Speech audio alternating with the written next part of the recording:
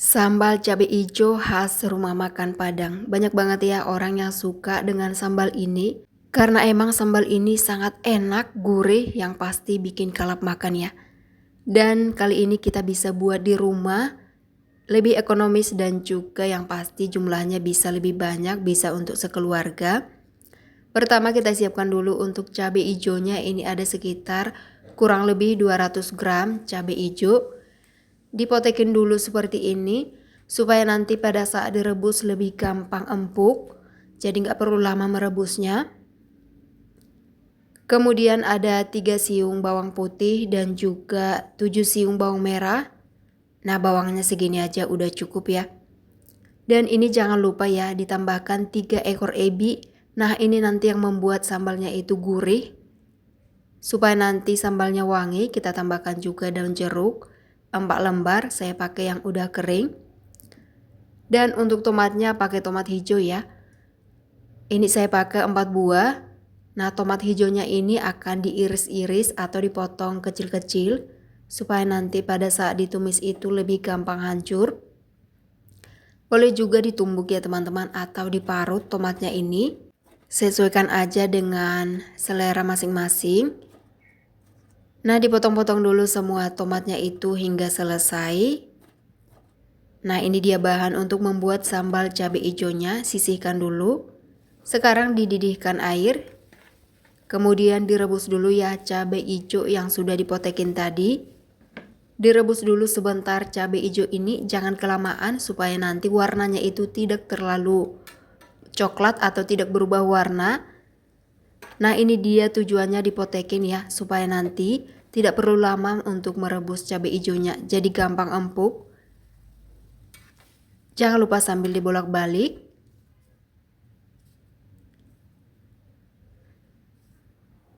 Nah, begini aja ya untuk cabai hijaunya itu sudah empuk.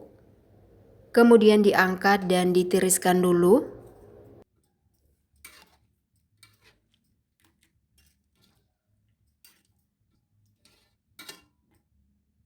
Dan yang pertama dihaluskan itu ebi, bawang merah dan juga bawang putihnya. Diulek dulu semuanya ya, seperti ini. Nah, jika sudah diulek, begini aja, nggak usah halus banget. Kemudian disisihkan. Selanjutnya diulek cabai yang udah direbus tadi. Karena ini cobeknya tidak terlalu besar ya, jadi kita uleknya itu bertahap aja seperti ini. Nah, diulek dulu cabenya. Dan untuk sambal cabai hijau Padang itu biasanya teksturnya tidak terlalu halus ya. Masih kelihatan biji dan juga kadang masih kelihatan kulit cabenya. Nah, begini aja udah cukup. Dan sudah diulek ya semuanya. Ini dia hasilnya, dapat 1 cobek penuh. Kemudian disisihkan dulu. Kalau boleh untuk cabenya ini memang diulek ya teman-teman, karena kalau di blender itu nanti teksturnya halus banget. Nah, begini aja. Selanjutnya dipanaskan wajan, kemudian dituang minyak secukupnya ya. Dipanaskan dulu minyak ini sampai panas. Oke, setelah panas minyaknya baru ditumis tomat yang udah dipotong-potong tadi. Nah, ditumis dulu tomatnya ini sampai empuk, sampai nanti teksturnya itu agak hancur. Nah, boleh juga ya teman-teman seperti yang saya bilang tadi, diparut atau ditumbuk aja tomatnya. Jadi lebih cepat untuk menumisnya. Nah, seperti ini tomatnya sudah mulai empuk. Kemudian kita masukkan ebi dan juga bawang yang udah ditumis tadi. Kembali lagi ditumis semuanya sampai tercampur merata seperti ini. Ditumis sampai tercampur. Sekaligus juga untuk mematangkan tomatnya ini supaya nanti lebih empuk teksturnya. Dan jangan lupa dimasukkan daun jeruknya tadi. Nah, tujuannya pakai daun jeruk ini nanti supaya aroma sambalnya itu jauh lebih wangi ya. Ditumis semuanya sampai matang dan juga wangi ya.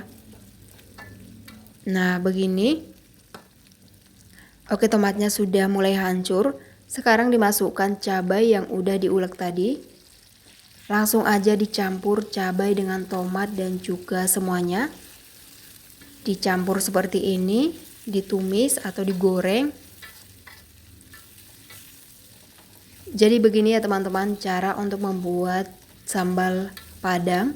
Ini salah satu caranya ya, karena ada berbagai cara juga. Nanti teman-teman sesuaikan aja mana yang paling disuka caranya. Nah seperti ini ya, sudah tercampur semuanya. Lanjut ditambahkan garam dan juga kaldu ayam. Kata orang Padang biasanya sambal cabai hijau itu memang tidak pakai gula ya, cukup garam dan juga kaldu ayam atau micin. Nah setelah itu diaduk sampai tercampur merata. Ini tinggal dimasak aja semuanya ya, sampai sambalnya ini benar-benar matang dan juga tanak, supaya nanti tidak gampang basi sambalnya. Jika teman-teman praktekkan resep ini nanti dapat hasil yang sangat enak banget. Karena ini tadi udah saya cicipin, enak banget sambalnya, sangat gurih. Buat yang suka pedas boleh ditambahin cabai rawit hijau ya. Nah ini sudah matang sambal cabai hijau khas Padangnya. Kemudian kita angkat, dipindahin dalam mangkok. Nah ini dia hasilnya ya teman-teman. Sambal cabai hijau khas restoran Padang. Ini enak banget dan tidak terlalu pedas karena saya hanya pakai cabai hijau aja. Jadi ini cocok juga ya dimakan orang tua, anak-anak juga cocok karena memang tidak pedas banget. Pedasnya itu sedikit aja. Terima kasih buat teman-teman yang menonton. Semoga resepnya bermanfaat. Selamat recook.